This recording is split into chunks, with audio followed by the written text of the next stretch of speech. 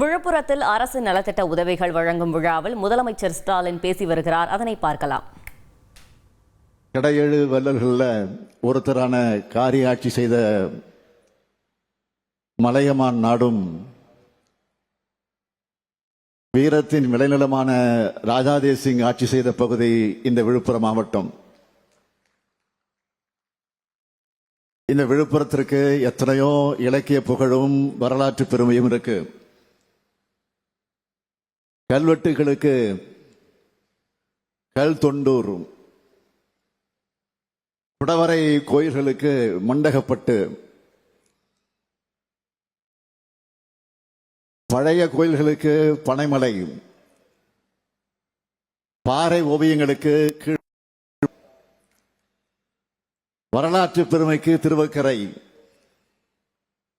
இலக்கியத்துக்கு தண்டபாணி சுவாமிகள், நல்லாட்சி இலக்கணத்துக்கு ஓமந்தூர் ராமசாமி ரெட்டியார்,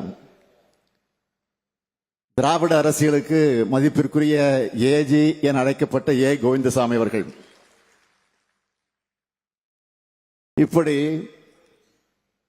விழுப்புரம் மண்ணுடைய பெருமைகளை பட்டியலிட்டா நாளும் பொழுதும் பத்தாது. அப்படிப்பட்ட இந்த மண்ணில் உங்களை எல்லாம் சந்திக்கிற வாய்ப்பை பெற்றமைக்கு நான் மிகுந்த மகிழ்ச்சி அடைகிறேன், பெருமைப்படுகிறேன். இந்த விழா திராவிட இயக்கத்தீரர் ஏஜி என்று அழைக்கப்பட்ட மதிப்பிற்குரிய ஏ கோவிந்தசாமி அவர்களின் சிலையுடன் கூடிய கட்டப்பட்டு அதனுடைய திறப்பு விழா நடந்திருக்கிறது. 21 சமூக நீதியினுடைய போராளிகளுக்கான மணிமண்டபத்தினுடைய திறப்பு விழா, 35 பயனாளிகளுக்கு அரசு நலத்திட்ட உதவிகள் வழங்குதல், 425 கோடி மதிப்பிலான முடிவுற்ற பணிகளுக்கு திறப்பு விழான்னு, 133 கோடி மதிப்பிலான பணிகளுக்கான அடிக்கல் நாட்டு விழான்னு சிறப்புமிகு விழாவை ஏற்பாடு செஞ்சிருக்க என்னுடைய ஆறுயிர் சகோதரர், இந்த மாவட்டத்தினுடைய பொறுப்பு அமைச்சர், வனத்துறை அமைச்சர் மாண்புமிகு பொன்முடி அவர்களுக்கும், விழுப்புரம் மாவட்ட ஆட்சியர் திரு பழனி IAS, மாவட்டத்தினுடைய அலுவலர்கள் அனைவருக்கும் என்னுடைய வாழ்த்துக்கள், பாராட்டுக்கள். இருக்கக்கூடிய பொன்முடி அவர்கள் மாணவ பாதையில நடக்க தொடங்கி துடிப்புமிக்க போராளியாக செயலாற்றக்கூடியவர். அவரை பற்றி தலைவர் கலைஞர் சொன்னதைத்தான் நான் நினைவுபடுத்துகிறேன். ஆழ்கடல்ல கண்டெடுத்த நன்முத்து பொன்முடி. அப்படிப்பட்ட நம்முடைய பொன்முடி அவர்களோட இந்த விழுப்புரம் மாவட்ட முன்னேற்றத்திற்காக பணியாற்றி வரக்கூடிய மாவட்ட ஆட்சியர் பழனி, மக்கள் பிரதிநிதிகள், நாடாளுமன்ற உறுப்பினர்கள், சட்டமன்ற உறுப்பினர்கள் அனைவருக்கும் என்னுடைய வாழ்த்துக்களை, பாராட்டுக்களை தெரிவிச்சுக்கிறேன். நாள் முழுக்க நான் எண்ணி பெருமைப்படக்கூடிய நாளா இன்றைய நாள் அமைஞ்சிருக்கு. ஏன்னா மரியாதைக்குரிய ஏஜி அவர்களுடைய மணிமண்டபத்தை திறக்கிற வாய்ப்பும் பெருமையும் எனக்கு கிடைத்திருப்பதை எண்ணி நினைச்சு மகிழ்ச்சி அடைகிறேன். திராவிட இயக்கங்களோட தலைமகன்களில் ஒருவரா ஏ கோவிந்தசாமி அவர்கள் இருந்திருக்கிறார்கள். 2019 ஆண்டு விக்கிரவாண்டி இடைத்தேர்தலில் பரப்புரைக்கு நான் வந்தப்போ நம்ம திராவிட ஆழ்வார் ஜெகத் ரட்சகன் அவர்களும், இன்னைக்கு விக்கிரவாண்டியினுடைய எம்எல்ஏவாக இருக்கக்கூடிய தம்பி அன்னியூர் சிவா அவர்கள் என்னை சந்திச்சு ஏஜி அவர்களுக்கு மணிமண்டபம் அமைக்கணும்னு கோரிக்கை மனுவை கொடுத்தாங்க. அப்ப திமுக எதிர்கட்சி மணிமண்டபம் அமைக்க விட்டு இருக்கிறேன். தொடக்க காலத்தில் தேர்தல் அரசியலுக்கு நாம் வரல. கழக கொள்கைகளை ஏத்துக்கிறவங்களை தேர்தலில் ஆதரிச்சோம். அப்ப திமுக கொள்கைகளை ஏத்துக்கிறதா கையெழுத்து போட்டு தந்து வெற்றி பெற்று கழக கொள்கையும் தமிழ்நாடுன்னு பேர் வைக்கணும்னு சொல்லியும் சட்டமன்றத்தில் தொடர்ந்து முழங்கினவர் தான் ஏஜி அவர்கள். இன்னைக்கு தமிழ்நாட்டுக்கே ஒளிதர உதயசூரியன் சின்னத்தில் முதல்ல நின்று வென்றவர் நம்முடைய ஏஜி அவர்கள். கொள்கை குன்றம் ஏஜி அவர்களை பற்றி நம்முடைய தந்தை பெரியார் என்ன சொன்னார் என்றால், மாற்றார் கூட குறை சொல்ல முடியாத அளவுக்கு மிக நேர்மையோடு ஒழுக்கத்தோடு நாணயத்தோடு நடந்து கொண்டவர்னு சொன்னார். அடக்கமும் அன்பும் நிறைந்த என் ஆருயிர் தோழரும் தலைவர் கலைஞர் சொன்னார். பேரறிஞர் அண்ணா மற்றும் தலைவர் கலைஞர் ஆகியோருடைய அமைச்சரவைகளை இடம் வகித்தார். திடீர்னு அவர் மறைவுற்ற போது தலைவர் கலைஞர் துடிச்சு போயிட்டார். அவருடைய மறைவுக்கு பிறகு குடும்பத்தாருக்கு நிதி திரட்டி தர முயற்சியை திமுக தலைமை கழகம் எடுத்துச்சு. அப்படி நிதி திரட்டி தந்தவர்களை நானும் ஒருத்தன். பள்ளியிலே படித்துக் கொண்டிருந்த போது, சிறுவனாக இருந்த போது, மாணவ பருவத்தில் இருந்த போது, கோபாலபுரம் இளைஞர் திமுக சார்பில் சென்னை கோடம்பாக்கத்தில் இருக்கிற ராம் தியேட்டர்ல நாடோடி மன்னன் படத்தை காலை காட்சியாக திரையிட்டு அதன் மூலமாக கிடைச்ச நிதியை நான் கொண்டு போய் தலைவர் கலைஞரிடத்தில் கொடுத்தேன். தந்தை பெரியார், பேரறிஞர் அண்ணா ஆகியோர் இட்ட பணியை தட்டாம செஞ்சு முடிக்கிறது தான் தன்னுடைய ஒரே வேலைன்னு வாழ்ந்தவர் கோவிந்தசாமி அவர்களுக்கு கழக அரசு இன்றைக்கு மணிமண்டபம் அமைக்கிறதும் அதை நான் திறந்து வைக்கிறதும் எனக்கு கிடைச்ச வாழ்நாள் பெருமை. அடுத்து 21 சமூக நீதி போராளிகளுக்கு நினைவு மண்டபம் திறந்து வைக்கப்பட்டிருக்கு. மிகவும் பிற்படுத்தப்பட்ட வன்னிய சமுதாய மக்கள் தங்களுடைய சமூக நீதி உரிமையை கேட்டு அதிமுக ஆட்சி காலத்தில் போராடினப்போ காக்கை குருவிகளை சுடுவது போல சுட்டுக் கொல்லப்பட்டாங்க. 1987 ஆண்டு இது நடந்துச்சு. வன்னிய சமுதாய மக்களுடைய கோரிக்கைக்கு அன்றைக்கு அதிமுக அரசு செவிமடுக்கல.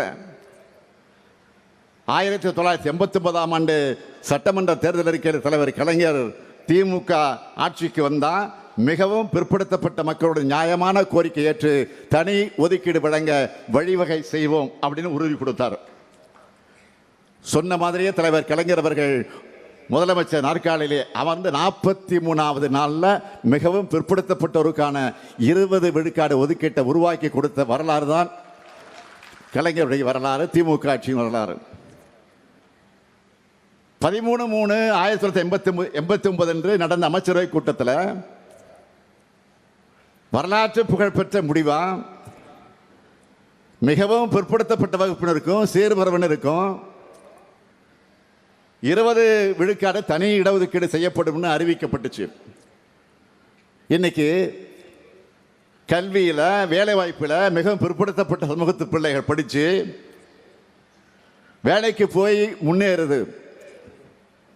கலைஞர் கொடுத்த இடஒதுக்கீடு தான் மிக முக்கிய காரணமாக இருக்கு. இது மட்டுமா, உயிர் தியாகம் செஞ்ச 21 குடும்பத்துக்கு 3 லட்சம் ரூபாய் கருணை தொகையும் மாதந்தோறும் பென்ஷனும் வழங்கினவர் முதலமைச்சர் கலைஞர். இன்றைக்கும் இந்த குடும்பங்கள் மாதம் 3000 ரூபாய் பெற்று வராங்க. அவங்களுக்கு சமூக நீதி போராளிகள் பட்டமும் வழங்கப்பட்டுச்சு. அப்ப நடைபெற்ற சாலை மறியலில் கைதான 2 லட்சம் பேர் மீதான வழக்குகள் திரும்ப பெறப்பட்டுச்சு. அது மட்டுமல்ல, குண்டர் தடுப்பு சட்டத்தின் கைது செய்யப்பட்ட வன்னியர் சங்கத்தினுடைய நிர்வாகிகளாக இருந்த பூத்தா அருள்மொழி, பூத்தா இளங்கோபன் அவர்கள் இங்கே அமர்ந்திருக்கிறார். வாழைச்செல்வன், ஆரணி ராஜேந்திரன், தாராசிங் ஆகிய 5 பேர் மீதான வழக்கும் திரும்ப பெறப்பட்டுச்சு. அதே போல திரு வாழப்பாடி ராமமூர்த்தி அவர்களும் வன்னியடிகளார் அவர்களும் வன்னியர் கூட்டமைப்பினுடைய நிறுவன தலைவர் சி என் ராமமூர்த்தி ஆகியோர் முதலமைச்சர் கலைஞர் அவர்களை சந்தித்து மரியாதைக்குரிய எஸ் ராமசாமி படையாச்சியார் அவர்களுக்கு சென்னையில் சிலை வைக்க வேண்டும் என்ற ஒரு கோரிக்கை வச்சப்போ அப்போ சென்னைக்கு நான் மேயராக இருந்தேன். என்கிட்ட தான் அனுப்பி வச்சார் முதலமைச்சர் கலைஞர் அவர்கள். சென்னையில் 3 இடங்களை குறிப்பிட்டு அவங்க என்கிட்ட கொடுத்தாங்க. அதற்கு பிறகு முடிவு செஞ்சு இறுதியா சென்னை ஹால்டா சந்திப்பில் நந்தனம் ஹால்டா சந்திப்பில் ராமசாமி படையாச்சியருக்கு சிலை அமைக்கப்பட்டுச்சு. முதலமைச்சர் கலைஞரும் மேயராக இருந்த நானும் அந்த விழாவில் கலந்து கொண்டோம். வன்னியர் பொது சொத்து வாரியம் அமைக்கணும்னு வன்னியர் சங்க தலைவர்கள் முதலமைச்சர் கிட்ட கலைஞர்கிட்ட அன்றைக்கு கோரிக்கை வச்சாங்க. 2009ஆம் ஆண்டு அதற்கான ஆணை பிறப்பிச்சதும் கழக அரசு தான். இப்போ 2021 6வது முறையாக கழக அரசு ஆட்சி அமைந்த பிறகு 1987 சமூக நீதி போராட்டத்தில் துப்பாக்கி சூட்டுக்கு பலியான 21 சமூக நீதி போராளிகளுக்கு 4 கோடி ரூபாய் மதிப்பீட்டில் மணிமண்டபம் அமைக்கப்படும் தமிழ்நாடு சட்டமன்றத்தில் நான் அறிவித்தேன். சொன்னபடியே இதோ மணிமண்டபம் கட்டி திறக்கப்பட்டிருக்கு. திமுக அரசை பொறுத்த வரைக்கும் பிற்படுத்தப்பட்ட மிகவும் பிற்படுத்தப்பட்ட பட்டியலின பழங்குடியின விளிம்பு நிலை மக்களோட முன்னேற்றத்திற்காக தங்களை முழுமையாக இதோ மணிமண்டபம் கட்டி திறக்கப்பட்டிருக்கு. திமுக அரசை பொறுத்த வரைக்கும் பிற்படுத்தப்பட்ட மிகவும் பிற்படுத்தப்பட்ட பட்டியலின பழங்குடியின விளிம்பு நிலை மக்களோட முன்னேற்றத்திற்காக தங்களை முழுமையாக ஒப்படைச்சுக்கிட்ட சமூக நீதிக்கான இயக்கம். திராவிட இயக்கம் தோன்றினதே சமூக நீதி நிலைநாட்டத்தான். 1921ஆம் ஆண்டு எல்லா சமூகங்களுக்கும் இடஒதுக்கீடு வழங்கினது நீதி கட்சி ஆட்சி. இந்த இடஒதுக்கீட்டு முறைக்கு உச்சநீதிமன்றத்தால் ஆபத்து வந்தப்போ கடுமையாக போராடி 1950ஆம் ஆண்டு முதல் அரசியல் சட்ட திருத்தத்தை செய்ய வச்சவங்க தந்தை பெரியாரும் பேரறிஞர் அண்ணாவும். அது மட்டுமல்ல, கழக ஆட்சியில் தான் பிற்படுத்தப்பட்ட மக்களுக்கு 25 விழுக்காடு இடஒதுக்கீட்ட 31 விழுக்காடாக உயர்த்தினோம். பட்டியலின மக்களோட இடஒதுக்கீட்ட 16 விழுக்காட்டில் இருந்து 18 விழுக்காடாக உயர்த்தினோம். பழங்குடியினருக்கு 1 விழுக்காடு தனியா இடஒதுக்கீடு வழங்கணும். பின்னர் பிற்படுத்தப்பட்டோர்ல 20 விழுக்காட்டை பிரிச்சு வன்னிய சமுதாயம் உள்ளிட்ட மிகவும் பிற்படுத்தப்பட்டோராக அறிவிச்சு தனி இடஒதுக்கீடு கொடுத்தோம். இஸ்லாமியருக்கு 3.5 விழுக்காடு உள்ஒதுக்கீடும், அருந்ததியினருக்கு 3 விழுக்காடு உள்ஒதுக்கீடு வழங்கணும். அது மட்டுமல்ல, இன்னைக்கு சமூக நீதி உரிமைகளை அகில இந்திய அளவிலும் கிடைக்க போராடி வர்றது திமுக தான். நூற்றாண்டை கடந்த பிறகு சமூக நீதிக்கான நம்முடைய பயணம் தொடருது. அதன் அடையாளமாகத்தான் 21 சமூக நீதி போராளிகளுக்கு மணிமண்டபமும் ஏஜி அவர்களுக்கு நினைமண்டபம் இங்கே அமைக்கப்பட்டிருக்கு. இந்த 2 திறப்பு விழாக்களோட நிறைய அரசு திட்ட பணிகளும் திறக்கப்பட்டிருக்கு, அடிக்கல் நாட்டப்பட்டிருக்கு. இந்த விழுப்புரம் மாவட்டத்தில் கழக ஆட்சி காலத்தில் செஞ்சு தரப்பட்டிருக்கக்கூடிய ஏராளமான சாதனைகள், ஏற்கனவே செய்திருக்கக்கூடிய சாதனைகள் சிலவற்றை மட்டும் தலைப்புச் செய்திகளாக நான் சொல்ல விரும்புகிறேன். விழுப்புரம் அரசு மருத்துவக் கல்லூரி கட்டடத்துடன் கூடிய புதிய கதிரியக்க டெலி கோபால்ட் கருவி தீவிர சிகிச்சைக்கான கட்டடம் கட்டப்பட்டு வருது. செஞ்சியில புதிய பேருந்து நிலையம், வானூர் வட்டம் திருவக்கரையில அருங்காட்சியக நூலகம் கலையரங்கம், திண்டிவனம் வட்டம் பட்டணத்தில் நவீன பல்வண்ண அச்சுக்குழுமம், வெள்ளிமேடுபேட்டை பாண்டி 2 வழிச்சாலை 4 வழிச்சாலையாகவும், ஆவங்குப்பம் கோனேரிக்குப்பம் ஆவணிப்பூர் இடவழிச்சாலை 2 வழிச்சாலையும் அமைக்கப்பட்டிருக்கு. விழுப்புரம் திண்டிவனம் மாநகராட்சி பகுதிகளில் பாதாள சாக்கடை திட்டம், திண்டிவனம் சிக்கோல மருத்துவ பூங்கா, திண்டிவனம் மரக்கான சாலை 4 வழிச்சாலை, திண்டிவனத்தில் தலைமை மருத்துவமனை கட்டடம், தென்பெண்ணை ஆற்றின் குறுக்கே இருக்க சொர்ணாவூர் அணைக்கட்டு சீரமைப்பு, செஞ்சி பேரூராட்சியில குடிநீர் வழங்கல் திட்டம், திண்டிவனம் நகராட்சியில புதிய பேருந்து நிலையம், கிடார் மாதிரி பள்ளியில கட்டடம், பிடாரிப்பட்டு அணிலாடி சாலையில வராக நதி குறுக்கே மேம்பாலம், விக்கிரவாண்டியில 2 நீதிமன்றங்கள், 2 நீதிமன்றங்கள் கொண்ட ஒருங்கிணைந்த கட்டடம், செஞ்சியில அரசு ஆதிதிராவிட நலப்பள்ளிக்கான பெண்கள் விடுதி, திண்டிவனத்தில் அரசு ஆதிதிராவிட நல ஆண்கள் கல்லூரி விடுதிக்கான பணிகள். அது மட்டுமல்ல, பல்வேறு அணைக்கட்டுகள் புனரமைக்கப்பட்டதால 19,000 ஏக்கர் நிலங்கள் பாசன வசதி பெற்றிருக்கு. இப்படி இந்த மாவட்டத்தை முன்னேற்ற நாம ஏராளமான பணிகளை செய்கிறோம். நேற்று இரவு மாவட்ட ஆட்சியர் உள்ளிட்ட மாவட்ட உயர் அதிகாரிகளோடு நடத்தின ஆய்வுக் கூட்டத்தில் நடந்திருக்கக்கூடிய பணிகள், நடந்துகிட்டு இருக்கக்கூடிய பணிகள், இன்னும் நிறைவேற்றப்பட வேண்டிய பணிகளை குறித்து ஆய்வு செஞ்சோம். இந்த மாவட்டத்துக்கான தேவைகளை நான் கேட்டு தெரிஞ்சுக்கிட்டேன். அதையொட்டி இந்த மாவட்டத்துக்கான 11 புதிய அறிவிப்புகளை நான் இங்கே வெளியிட விரும்புகிறேன். முதல் அறிவிப்பு,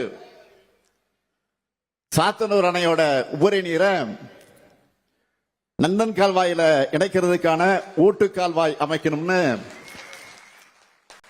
செஞ்சி, விக்கிரவாண்டி, விழுப்புரம், வானூர், பெண்ணாத்தூர் மற்றும் திருவண்ணாமலை பகுதி உழவர் பெருமக்கள் பல ஆண்டு காலமாக கோரிக்கை வச்சுட்டு இருக்காங்க. இந்த நீண்டகால கோரிக்கையை நிறைவேற்றுற வகையில் 304 கோடி ரூபாய் செலவில் நந்தன் கால்வாய் திட்டம் செயல்படுத்தப்படும். இரண்டாவது அறிவிப்பு, விழுப்புரம் வட்டத்தில் கடந்த ஆட்சி காலத்தில் கட்டப்பட்டு வெள்ளத்தால் சேதமடைஞ்ச தலவானூர் அணைக்கட்டு 84 கோடி ரூபாய் செலவில் புனரமைக்கப்படும். மூன்றாவது அறிவிப்பு, கண்டமங்கல ஊராட்சி ஒன்றியத்தில் சங்கராபாணி ஆற்றின் குறுக்கே பழுதாவூர் அருகில 30 கோடி ரூபாய் மதிப்பீட்டில் தடுப்பணை அமைக்கப்படும். நான்காவது அறிவிப்பு, காணை மற்றும் கோழியனூர் ஒன்றியங்களில் இருக்கிற 29 கிராம மக்கள் பயன்பெறக்கூடிய வகையில் 35 கோடி ரூபாய் செலவில் புதிய கூட்டுக்குடிநீர் திட்டம் செயல்படுத்தப்படும். ஐந்தாவது அறிவிப்பு, விக்கிரவாண்டி பெருராட்சியில் இருக்கிற கக்கன் நகர்ல 1 கோடி 50 லட்சம் ரூபாய் செலவில் பல்நோக்கு சமுதாய கூடம் அமைக்கப்படும். ஆறாவது அறிவிப்பு, செஞ்சி மற்றும் மரக்காணத்தில் தலா 5 கோடி ரூபாய் மதிப்பீட்டில் புதிய அரசு தொழிற்பயிற்சி நிலையங்கள் தொடங்கப்படும். ஏழாவது அறிவிப்பு, திருவாமாத்தூர் அபிராமேஸ்வரர் கோயில் இடத்துல இந்து சமய அறநிலையத்துறையின் சார்பில் 4 கோடி ரூபாய் மதிப்பீட்டில் திருமண மண்டபம், சமையற்கூடம் மற்றும் உணவருந்துமிடம் ஆகியவை அமைக்கப்படும். எட்டாவது அறிவிப்பு, விழுப்புரம் நகராட்சி எல்லைக்குட்பட்ட சாலாமேடு பகுதி மக்களோட நீண்ட நாள் கோரிக்கை நிறைவேற்ற வகையில் 5 கோடி ரூபாய் செலவில் திருப்பாச்சனூர் ஆற்றுப்படுகையில் இருந்து குடிநீர் வழங்கப்படும். ஒன்பதாவது அறிவிப்பு, விழுப்புரம் நகராட்சியின் பழம்பெரும் அலுவலக கட்டடம் 2 கோடி ரூபாய் செலவில் பொதுமக்களுக்கு பயன்படுகிற வகையில் டவுன் ஹாலாக மாற்றப்படும். 10வது அறிவிப்பு, தென்னமாதேவி அயனாம்பாளையம் கிராமங்களில் பம்பை ஆற்றின் வடகரையில் சங்ககால தொல்பொருட்கள் கண்டுபிடிக்கப்பட்டிருக்கு. இந்த பகுதிகளில் தொடர்ந்து அகழ்வாராய்ச்சி பணிகள் மேற்கொள்ளப்படும். 11வது அறிவிப்பு, வீடூர் அணையிலிருந்து மயிலம் பாதிர புலியூர் வழியாக செல்லும் 15 கிலோமீட்டர் சாலை 8 கோடி 50 லட்சம் ரூபாய் மதிப்பீட்டில் மேம்படுத்தப்படும். சமீபமா நான் சுற்றுப்பயணம் செஞ்ச மாவட்டங்களில் அதிக அறிவிப்புகளை பெற்ற மாவட்டம் எந்த மாவட்டம் கேட்டீங்கன்னா இந்த விழுப்புரம் தான்.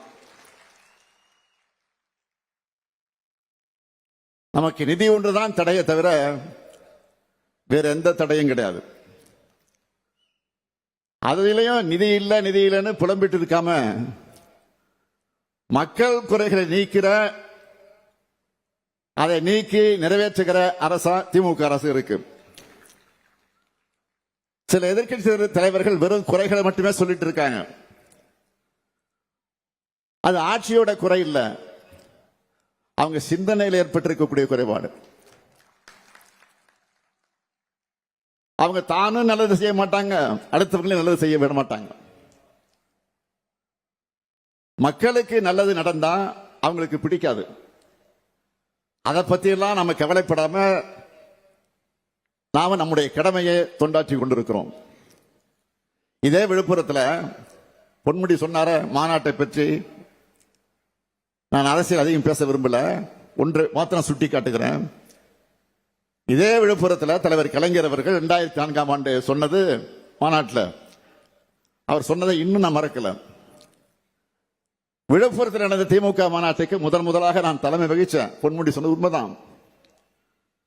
அப்ப தலைவர் கலைஞர் பேசும்போது எனக்கு ஒரு அறிவுரையை சொன்னார்.